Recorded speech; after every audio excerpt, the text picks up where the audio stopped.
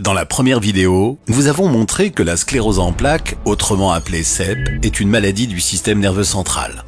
Maintenant, nous allons regarder plus précisément la manière dont le système immunitaire s'attaque au système nerveux central, SNC, et interrompt la communication dans le cerveau et entre le SNC et le corps. Chez les personnes qui ne sont pas malades, le système immunitaire est comme une équipe composée de personnes faisant des arts martiaux qui défendent l'organisme contre des ennemis tels que des bactéries, des virus et parfois même des cancers. De la même manière qu'il existe différents types d'arts martiaux, les cellules du système immunitaire disposent de différents types de défense. Les lymphocytes B sont un des systèmes de défense le plus important du système immunitaire. Les lymphocytes B grandissent et leur rôle évolue à travers le temps.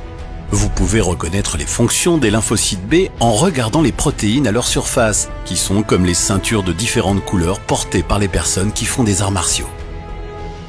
Les lymphocytes B commencent leur vie en tant que cellules souches hématopoïétiques dans la moelle osseuse, cela correspondrait au dojo pour les arts martiaux. Ils y apprennent à comment devenir un bon défenseur et gagnent leur première ceinture de débutants, dont les protéines CD19 et CD20.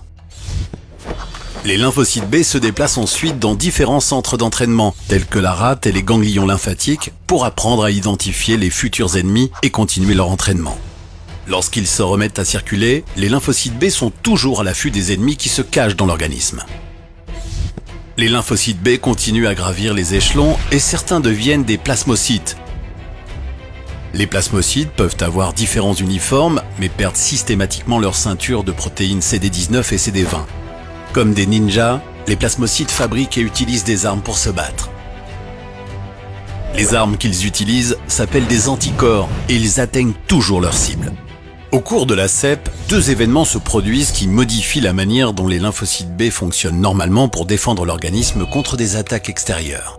Premièrement, le mur, qui en temps normal maintient les lymphocytes B à l'extérieur du cerveau, se fissure. Cela permet à certains lymphocytes B d'entrer à l'intérieur du système nerveux central. Deuxièmement, après être entrés dans le système nerveux central, plutôt que de jouer leur rôle de défenseur, les lymphocytes B vont, pour des raisons inconnues, attaquer la myéline, l'isolation autour des cellules nerveuses, à différents endroits.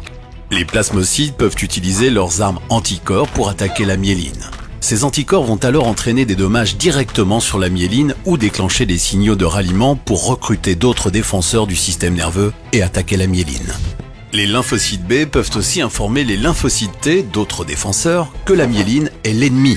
Ce type de lymphocyte T est comme un maître, un sensei, qui apprendrait aux autres types de lymphocytes T à se battre contre la myéline. Les lymphocytes T et les lymphocytes B ensemble vont envoyer des signaux appelés cytokines pour recruter d'autres types de défenseurs qui sont responsables de l'inflammation. Lymphocytes T et lymphocytes B peuvent aussi se regrouper pour construire un centre d'entraînement au niveau de la paroi du cerveau. Cela leur permet de continuer leur entraînement et d'attaquer la myéline pendant longtemps. Les scientifiques ont découvert qu'ils pouvaient cibler spécifiquement les lymphocytes B qui attaquent la myéline en fabriquant des anticorps qui ciblent uniquement la protéine CD20. Ces anticorps qui ciblent spécifiquement les protéines CD20 ne peuvent toucher ni les cellules souches hématopoïétiques dans la moelle osseuse, ni les cellules plasmatiques ninja qui ont déjà été entraînées pour attaquer des ennemis spécifiques. Cela signifie que le système nerveux devrait être toujours capable de défendre l'organisme contre des attaques extérieures. Des études cliniques ont démontré que l'utilisation d'anticorps ciblant la protéine CD20 ralentit la progression de la maladie et pourrait devenir une nouvelle option thérapeutique pour les patients atteints de CEP.